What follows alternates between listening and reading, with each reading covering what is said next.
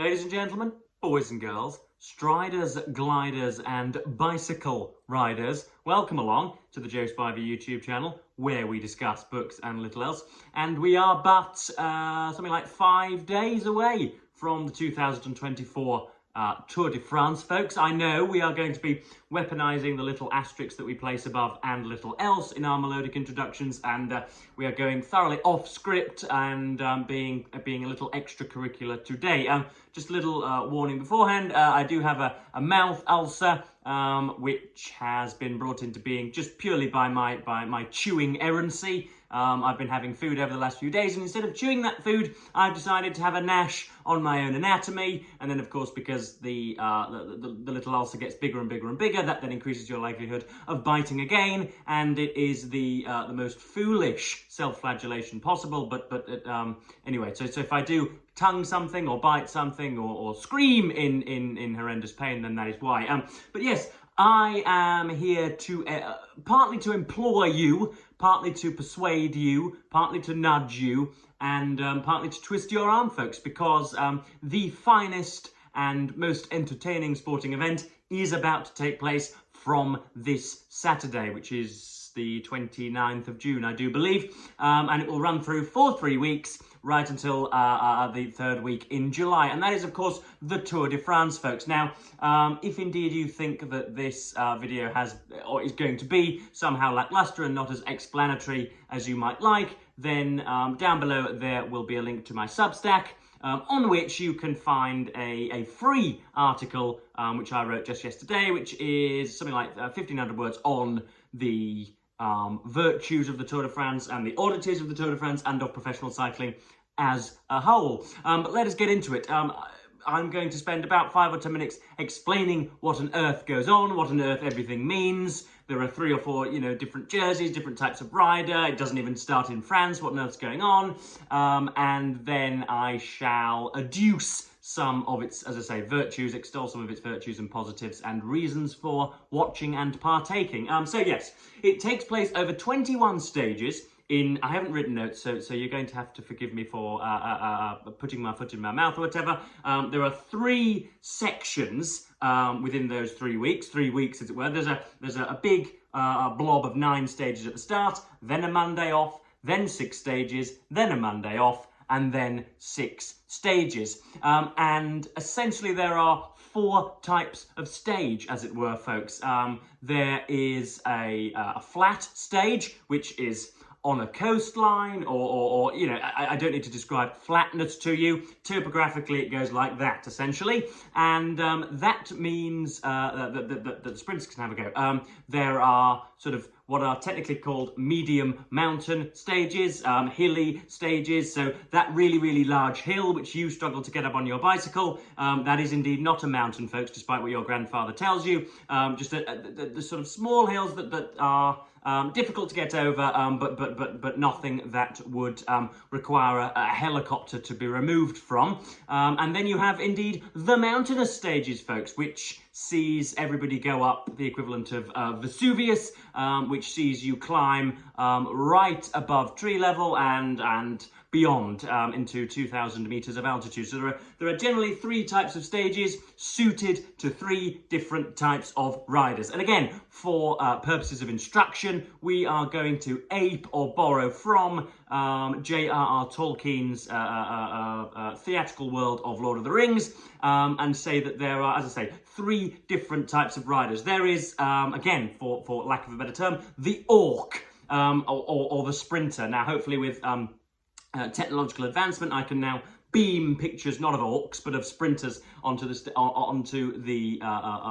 video for you, and these are burly, or at least comparatively burly, large, heaven forbid, slightly adipose individuals. They are much more adrenalized. They are much more given to flights of aggression. They're much more risky, much more flinty. and some might say an awful lot more driven.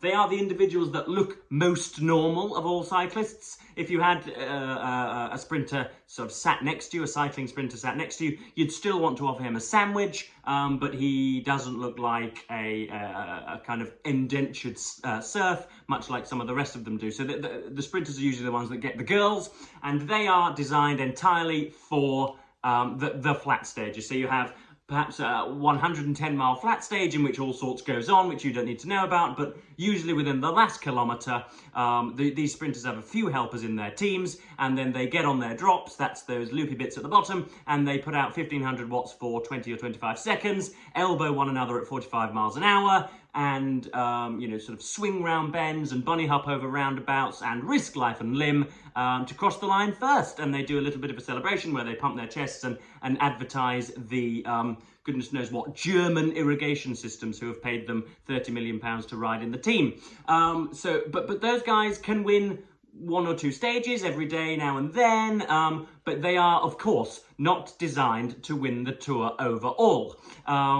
Essentially, the winner is the person that does all of the stages in the least amount of time, and that person is always somebody who can climb a mountain, because on the sprinters' days, on the flat days, the other two types of rider who we're going to mention in a moment do not lose any time at all. They go with the same time as those fat sprinters, because you cannot get dropped on a flat stage. It very seldom happens that a skinny person gets completely dropped by these fat sprinters on the flat stages, as I say. So we have our second type of rider at the other end of the spectrum. There is a middleman that we'll visit in a moment, but there is, for example, referring to Mr. Tolkien, there is the elf, the elves, folks. Much more graceful, much more taciturn, much more temperate, and much more continent, much safer, and altogether less healthy individuals, known as the general classification climbers, the kind of, the skinny mountaineers, as it were, the Sherpas, the Nepalese emaciated cadaverous individuals whose job it is to be as thin as possible and as fast as possible up a mountain. Now, their days, as I say, they try and hide on these flat stages, because these flat stages are absolutely maniacal in that first block of 9 days, and things get, things can become, as I say, maniacal during those flat stages. They try and stay safe for that, and then save themselves for the mountainous routes later on. And those are the individuals that will try and win the race overall. As I say, the elves, they're much more graceful, much more mild-mannered, and they save themselves for the second and even largely the third week and the final few days, where you go up the Col de Galibier and goodness knows what else, Mont Ventoux, Alpe d'Huez. Many of you will have heard of these climbs, or at least these areas. Ski regions in the winter, like Sestriere, that then turn into mountainous regions in the summer. And then you have the middlemen, as it were, the men and the dwarves, or I didn't know which to pick between. Let's go with the men or the dwarves. These are individuals that borrow from both of those groups, so they've got the slight bulk of a sprinter and the ability to maximize their power output for 10 or 15 seconds, and they borrow also the climbing ability of a pure climber in order to win those hilly stages that I spoke to you about earlier. So we're not going up Mont Ventoux. It's not going to take us 45 minutes to get to the top of a ski resort, but it's the hill that's probably in your area, unless you happen to live in Boulder, Colorado. That's the type of climb where they tend to be successful. And you have an interplay of these stages throughout the 3 weeks, as I say. There are the hilly stages at the start, then you've got the sort of medium mountain stages in the middle, and then usually the ridiculous mountainous climbing stages right at the end. And it's in these it's with these cadaverous climbers that we are most concerned as regards the person that will win it. But yes, cycling is a sport for which I am very passionate, and for which I will always go out to bat. And the Tour de France is one of those puzzling hegemons that manages to put its head above the parapet and somehow seep into the popular consciousness. It's usually via crashes that happens, and those happens on the flat stages. It's like a kind of bun fight to be Joe Spivey's girlfriend. It's a complete mess, complete carnage. Everybody wants to be at the front, and you will often see individuals kind of flying through the air with the greatest of ease, having just had their wheels popped. So yes, there's all sorts of carnage to look forward to, and there are a few riders of note which I talk about in my piece down below. But yes, any questions about the tour, anything like that? I understand that I have rather cack-handedly done this. I should have written out 7 pieces of A4 and just read it like an automaton with kind little gaps in between. But that's not my style, folks, as well. I'm much more personable and much more extemporaneous than many of my YouTube counterparts. So yes, any questions about the tour, please do let me know. There are some notable individuals into whose backgrounds and abilities and chances I delve in the piece. But yeah, it's a novel in the strictest terms, as it were. So we might think it's a little bit of a cliche. Every day is a chapter, and every day new things happen, and you have some excellent riders on very bad teams that are poorly managed. Then you have some terrible riders on some very good teams whose organisation pushed those up a little bit further than their ability would warrant.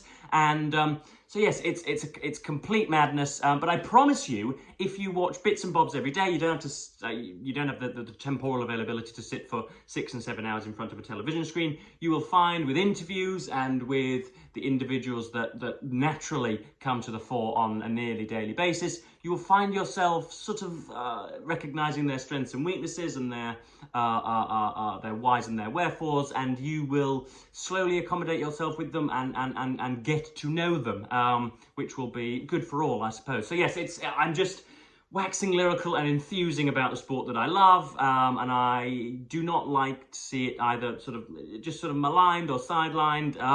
It's jolly good, folks, and if you give it a couple of hours, I'm sure you will enjoy it. So yes, I don't really know what to title this video or what to subline it or how indeed to end it. I haven't spoken about books. I've just talked about a random sport that is partaken by mild-mannered Europeans every 3 weeks in July. But yes, I'm going to thank you ever so much for watching BookTube. If you've got any cycling-curious siblings or any family members that you think might be interested in this event, then please do wholeheartedly forward this video on. So yes, I am going to thank you ever so much for watching BookTube and YouTube largely, and say goodbye.